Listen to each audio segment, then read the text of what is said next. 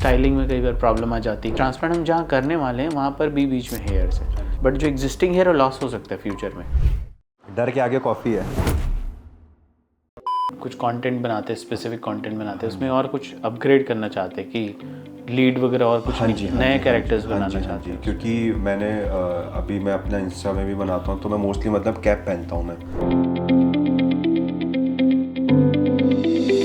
उससे hair loss है अपना मेरा हुआ था 2021 में। अच्छा, उससे पहले बहुत अच्छे बाल थे।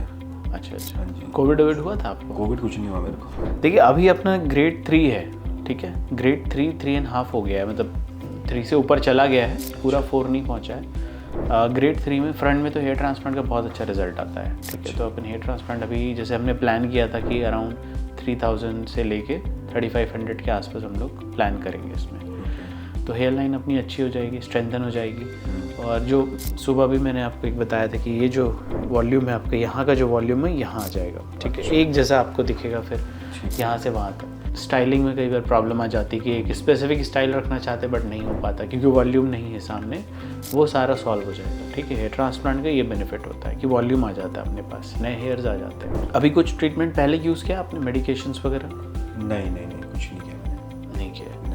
आइडियली करना है हम लोगों को, मेडिकेशन से प्रिवेंशन होगा, जो ये हेयर लॉस हो रहा है ये रुकेगा। मेडिकेशन बेसिकली लॉन्ग टर्म के लिए रहता है, ऐसा नहीं कि कुछ दिन लगाना है फिर बंद कर देना है। जब तक आपको बाल ठीक रखने तब तक आप उसको करते रहिए, रेगुलर बेसिस पे करते रहिए। ट्रांसप्लांट हम जहाँ करने वाले हैं वहाँ पर भी बीच में हेयर्स है, तो उसके बीच में जब हेयर डालेंगे डेंसिटी इंप्रूव हो जाएगी, बट जो एग्जिस्टिंग हेयर लॉस हो सकता है फ्यूचर में, तो उसको भी आपको बचा के रखना है ताकि वो मेंटेन रहे। तो 2-3 चीज़ें हैं जो अपने को ध्यान रखनी है। बाकी ट्रांसप्लांट से रिलेटेड आपके कुछ क्वेश्चंस थे? हाँ जी, जैसे आप यहाँ के बाल वो करोगे, आगे लगाओगे, तो यहाँ पे निशान वगैरह तो नहीं रह जाएंगे? नहीं, पता ही नहीं चलेगा कुछ भी। देखिए निशान ऐसा, जैसे आप बॉल्ड हो गए, मान लीजिए आपने पूरा हेड शेव कर दिया, तो वो आपको दूर दूर डॉट्स वगैरह दिखेंगे, ठीक है। बट जैसे अभी का लेंथ है या आप छोटे भी रखोगे बाल तो पता नहीं चलेगा। तो हम जो टेक्निक करने वाले हैं बेसिकली, इस टेक्निक में हम मतलब स्ट्रिप नहीं निकालते हैं, जो कई बार ऐसा होता है कि पूरी स्ट्रिप निकाल लेते हैं। हम FUV टेक्निक से हेयर को निकालते हैं। तो बहुत छोटे माइक्रो पंचेज रहते हैं उसके लिए। तो छोटे छोटे पंचेज से जब आप निकालोगे ना, और दूर दूर से निकालते हैं, इकट्ठा एक साथ एक जगह से बाल नहीं निकाले जाते,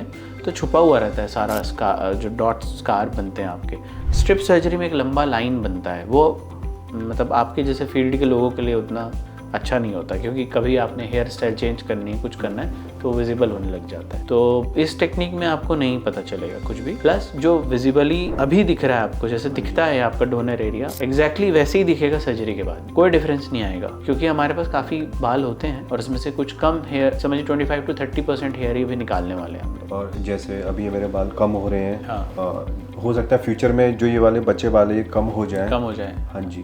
तो जो अभी नए बाल लगेंगे, हाँ, तो गैप तो नहीं आएगा फिर भी? वही मैं बोल रहा हूँ कि हम जो ट्रांसप्लांट अभी करेंगे वो परमानेंट रहेंगे उस जगह पे, बट पीछे जो जहाँ से अटैच हो, मतलब सपोज जहाँ से हमने उसको मर्ज किया है जिस एरिया पे, वो वाले हेयर पीछे जा सकते हैं। तो उसको मेंटेन करने के लिए आपको कुछ मेडिकेशन साथ में कंटिन्यू रखनी है, ठीक है। ट्रांसप्लांटेड हेयर के लिए कोई मेडिकेशन नहीं चाहिए। बट अब जब हम ये जर्नी शुरू कर रहे हैं, अपना हेयर लॉस मेंटेन करना चाहते हैं, हेयर रीग्रो करना चाहते हैं, तो साथ में पूरा हम हेयर रिस्टोरेशन जो भी ट्रीटमेंट्स अवेलेबल हैं वो ऑप्ट करें फिर। तो मेडिकेशन बहुत इंपॉर्टेंट रोल प्ले करेगा वहाँ आपके लिए।